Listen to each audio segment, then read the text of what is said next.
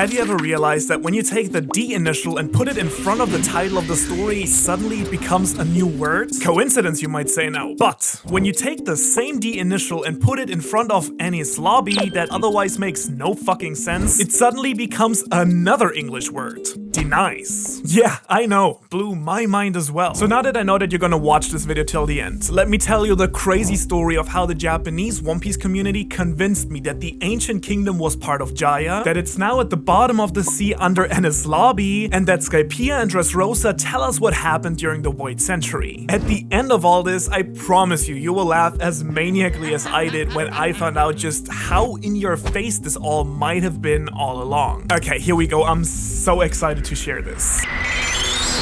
One Piece は実在する! In chapter 253, we learned that Upper Yard in Skypiea actually used to be part of the island Jaya down on sea level.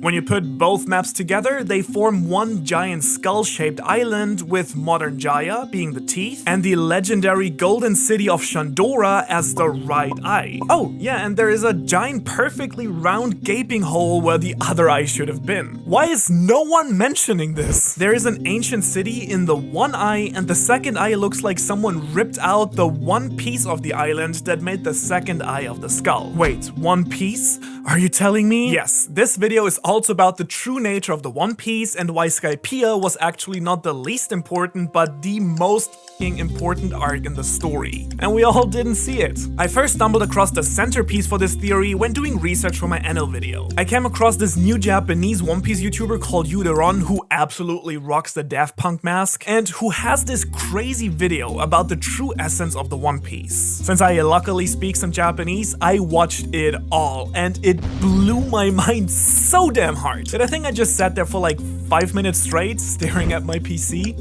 Now, for whatever reason, this theory does just not exist in the English-speaking community. So I asked him on Twitter if he would be willing to let me share his thoughts and got completely ghosted. At least he followed me back though. Thanks. So in good old pirate spirit, I decided to share with the people what belongs with the people. Okay, so the first thing that absolutely caught me by surprise is how much more Oda seems to play with words, numbers, and letters than we English-speaking fans seem to realize. Best example that is actually also relevant for this video is One Piece itself. In Japanese, One Piece is written in the katakana alphabet as One Piece, but this is only on top of an actual Japanese phrase, Hitotsunagi Daihyo. This is usually read as Hitotsunagi, the great treasure of the One Piece, as in the one piece of a whole, Hito as in one. However, this could also be read as Hitotsunagi, Hito as in humans, making it the treasure that connects all people, which of course One Piece is all about. So as I was saying, the core idea of this theory is that Jaya did not only lose a chunk of its land once when Upper Yard was catapulted into the sky by the knock-up stream 400 years ago, but also 800 years ago, when the city located in the left eye was ripped out in the war with the world government. Which, when we look at the map, would theoretically work, right? One city as the right eye and one city as the left eye, making the island one ancient kingdom. So what's my proof for all this, you ask? Oh, there is a lot. First of all, the name of the series, One Piece, and there is exactly one piece missing in this map. If Laugh Tale itself was the One Piece missing from the former ancient kingdom, that would fit, right? No pun intended. Then there is also a ton of small hints regarding the island's left eye being hidden or destroyed throughout Skypiea. For instance, in the cover of volume 27, Luffy has his left eye closed, and I noticed that the same is sort of true for Robin in volume 24 as well. We also have Pedro's missing left eye, Shank's scar, Luffy's scar, Zoro's scar, and the Jolly Roger of Doflamingo, a former celestial dragon, where the skull's left eye is just literally stroked out. Now, the volumes surrounding the Skypiea arc are actually some of the most critical in the entire story. tons of important characters get introduced here. We meet Blackbeard and learn about the importance of dreams. We meet Bellamy and Doflamingo, who are also extremely relevant to this theory. And we see the meetings of Shanks and Whitebeard, as well as Ace and Buggy, all of which are super closely related to Roger, who, by the way, decided to leave a little message on the poneglyph in Shandora out of all places he could have done so. But the person most connected to Roger in a way that we meet in this arc is none other than Mont Blanc Nolans. He's a direct parallel to Roger, and their connection is one big hint that Jaya was the ancient kingdom and that Laugh Tale is its missing part.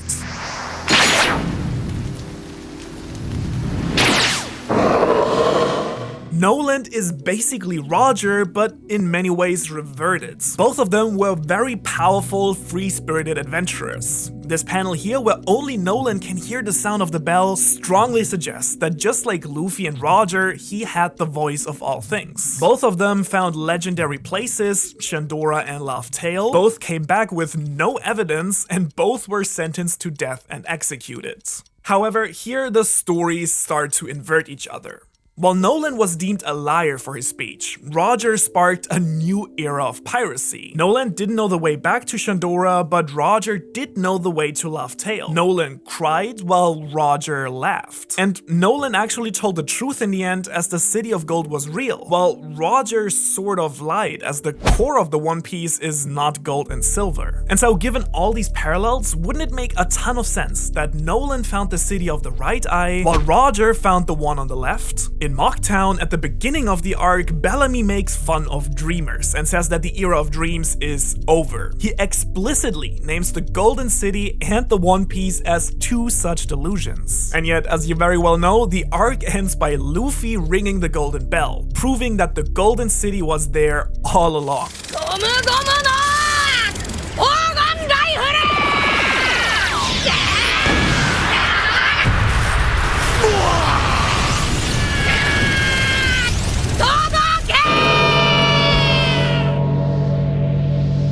Well, wouldn't it be extremely fitting then, even ironic, if the One Piece, the second location of dreams, used to be in the very same spot that Bellamy used to make fun of both of them? Further, when we reach the ruins of Shandora, Robin explicitly states that there is no doubt that this city fought against the enemy in the war.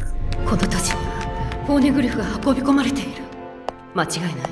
敵意に対してこの土地は戦ったんだわ。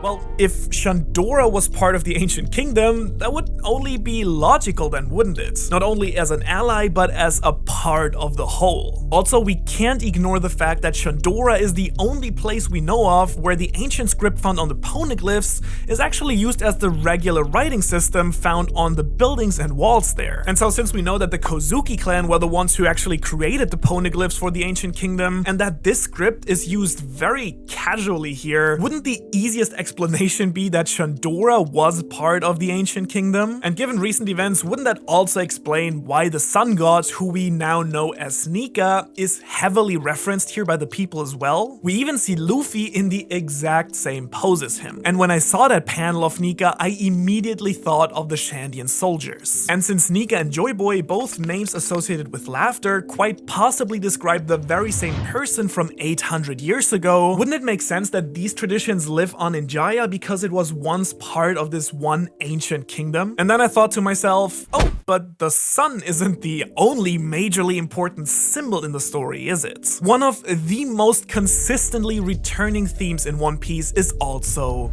the moon. It's everywhere, and I can't begin to count all the significant things that happened under a full moon in the story. The sun and the moon obviously go hand in hand in pretty much any mythology. On Zou, another ally of the Ancient Kingdom, we even get guardians of the night and the day with Nekomamushi and Inuarashi.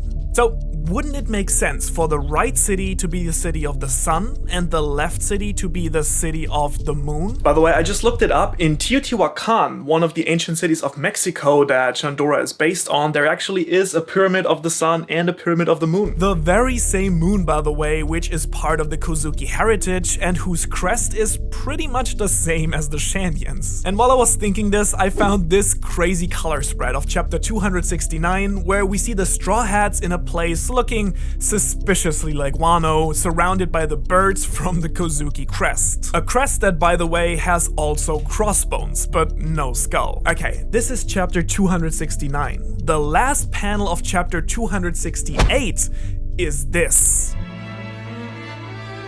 Yeah, coincidence? I think not! The inscription on the pillar that Robin reads in the ruins says, "We are the ones who weave history with the sound of the great bell." Come on, we are the ones who weave history? Clearly the Kozuki. And it also reminds me of this verse from Bing Sake that says,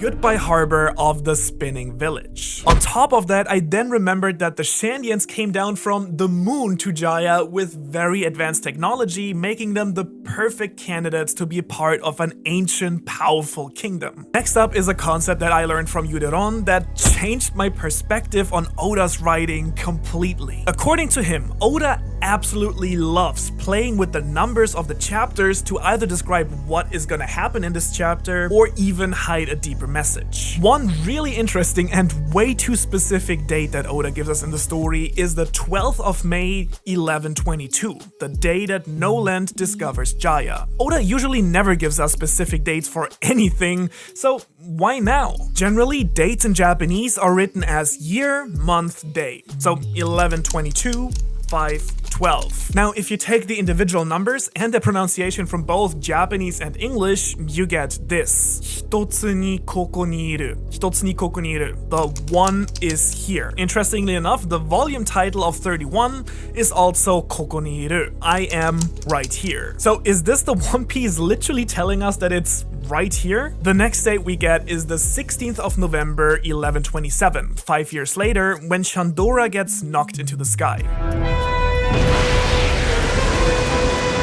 Same game. This time we get Hitotsunagi In Torodoroku. Do you remember? Hitotsunagi is the One Piece, and In is the sound of a bell. Thus, this date reads, "The One Piece roars with the sound of a bell." The bell coincidentally being part of the unfulfilled promise to Noland to ring the bell that was then inherited over generations until Luffy was finally the one to fulfill it. Another promise that was unfulfilled and inherited to future generations was that of Joy Boy, not 400 but 800 years ago. 魚人島との約束を破ったことへの謝罪文だという。So, when you subtract another 400 years back to the Void Century from Noland's two dates 400 years ago, 1122 and 1127 minus 400, you get the years 722 and 727. The first possibly marking the promise by Joy Boy to the Mermaid Princess, and the second might be the year of destruction of the Ancient Kingdom. I know we're really deep into this right now, but stay with me because what comes next absolutely blew my mind. When you take these two numbers, 722 and 727, and look at the corresponding chapters, you don't get some random stuff happening. No, 722 is the reveal that Doflamingo is a celestial dragon. In this chapter, he tells Law about how the 20 kings created the world government. 19 of the 20 families deciding to move to Merijoa, while the Nefertari family was the only one who did not go. The descendants of these kings, the world nobles, still live there today. And so this meant that 19 of these countries had to elect new royalties and new kings, and so new royal families were established. As a result, the new ruling family in Dressrosa were the Riku family, while the family that left for Merijoa were the Don Quixote family. Ancient history. Okay, so anything else that might be interesting happening in this chapter? Oh, yeah, we have a literal golden bell ringing in close-up. And then there is Jolla. Do you remember Jolla and her great artwork? Yeah, me neither. But look at this abstract masterpiece of hers here. A giant gate with two eyes. The right one, bright like the sun, is open. The left one, dark like the night, is crying. I think I don't have to spell this one out for you, right? This might well represent the Ancient Kingdom being destroyed and ripped out of Jaya. All while Brook is playing music on top of it, and we all know how important music is in the One Piece endgame as well. And after defeating Jolla, he even says this. すみません。私やっぱり芸術わかりません。目が節穴ですから。At the same time, the Straw Hats and Tontada start the battle to restore the honor of the fallen king and regain their freedom. Chapter 727, meanwhile, where the fight in Block D continues. Okay, this might actually just be coincidence. We hear the story of Doflamingo taking over the country by staging King Riku and his men going against their own people. もっと国中が恐怖に震え上がり、陸王を心底恨み切った時だ。 The wordplay we get for this chapter number is chi ni ochiru, falling to the ground. Not only how Dressrosa fell, but also how the ancient kingdom fell. Jolla even says that her cryptic art is meant to represent the tragedy of Dressrosa. So also the tragedy of the ancient kingdom? Now, you might rightly say, oh Hara, if Dressrosa is the representation of the fall of the ancient kingdom, what connection is there between Shandora and Dressrosa? Oh right, this is a rhetorical question, right? The connection is this. 響いてくれたというトンタッタ王国の伝説のヒーロー The chapter when Nolan finds out that Shandora has vanished while Kalgara waits for Nolan's promised return is chapter 292, titled Like the Half Moon Hidden by the Clouds. Again, the symbol of the moon that we can also find on Nolan's ship in this chapter. And the wordplay for this chapter is tsukini, 2 moons. In other words, 2 half moons making a whole, making the sun. Wouldn't it also make a lot of sense that the D is actually a half moon? 800 years ago, the people of the sun were overthrown and the done piece became the one piece. A circle became half a circle and became eventually a letter. The will of D then being to be made one whole again, becoming the sun, becoming one piece. Okay, I thought to myself at this point, this already makes way too much sense. But now on to the biggest mystery of it all. Why do I think that the One Piece and or Laugh Tale is at Enies Lobby? 正義の門ってのは島の裏手にあって四方の塔からのみ行けるようだ。なんだこりゃ黒いのなんだ 黒いのは滝だ。 The same Enies Lobby, by the way, whose main villain is called Rob Lucci, the one who robs the light, just saying. Okay, so we have One Piece that when adding the D2, it gives us Done Piece. A done piece. The first thing that connects Enies Lobby to this is that it also takes a D. Suddenly, Enies Lobby that makes no sense as a word becomes denies. Denies what? I thought, but it's probably more of denies who. When you really think about it, Enies Lobby is one of the most freakish places we've ever visited in the story, and I know that says something. It never gets dark there. We have the enormous gates of justice that no one ever seems to bother to explain really. It is one of the central government facilities, but it makes no sense that they would hold their mock trials on an extra island instead of Impel Down, for instance. Oh, and what the is the deal with this giant hole gaping in the middle of the ocean? The moment I looked at Enies Lobby's map, it just made a lot of sense that this might have been the missing piece in the Jaya map that we're looking for. Shape-wise, it absolutely fits. I also wondered if these weird ancient structures on top of the island had any purpose for the Marines, but it doesn't seem like they do. So could it be that these are the remnants of an actual ancient kingdom? The missing link that we were looking for? And then the government just decides to build its own stuff on the island. Is that why they parade the pirates they capture over this island? As a forgotten tradition to remember their glorious victory of the pirate kingdom they fought against? I mean, it is called the Island of Justice after all. Shiho no Shima in Japanese. And here I'm a little bit proud of myself because I wondered that if there were multiple readings to the word for One Piece, there might be more to this as well, right? So here's what the dictionary told me. Shiho, obviously with different kanji combinations, next to justice, can also mean 1, 4 directions, 2, secret information, and 3, greatest treasure. Oh, okay. So we have the island of 4 directions, just like the 4 road poneglyphs you need to find Laugh Tale. The island of secret information, just as the forgotten history located on Laugh Tale. And finally, the island of the greatest treasure, the One Piece itself. So as a result, the government has made this one of the most guarded places in the world, where no one can sneak in during darkness, no one can escape from without opening the gates of justice, and that is directly connected to Impel Down and Marija itself. For Luffy, entering this island means declaring war on the entire world government itself.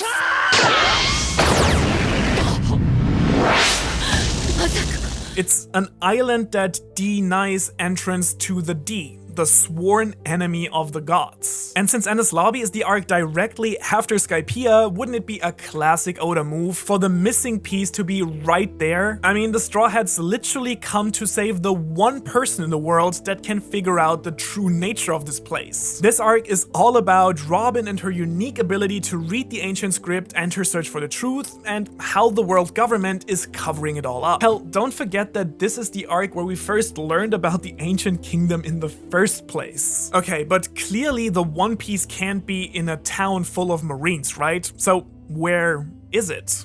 Only one way to go. Remember the inverted stories of Roger and Noland? Well, Noland's City of Dreams was pushed into the sky. Well, what if Roger's island got dropped to the bottom of the sea? So, let me think. Is there anything that might suggest that there's something at the bottom of Enies Lobby? What? So the wordplay from chapter 727, the fall of Dressrosa, was falling to the ground. Did Laugh Tale literally fall to the ground? I believe it did. I believe that Enies Lobby itself is the missing city from Jaya, and that under the floating island is the island of Laugh Tale and the One Piece. Just like the hidden world under Dressrosa. No wonder then that Roger laughed when he reached Laugh Tale. He had literally been to the ancient kingdom before and passed by Laugh Tale many times, right in front of everyone's noses. And the ultimate proof I have for this are Roger's very last words at his execution, the very words that start One Piece. 探せ、この世のすべてをそこに置いてきた。 Again here, the secret lies in the Japanese version, a true wordplay in true Oda fashion. Roger says, この世のすべてをそこに置いてきた. I left everything in this world, soko. Soko in Japanese meaning there. However, it also has a second meaning. Soko also means bottom.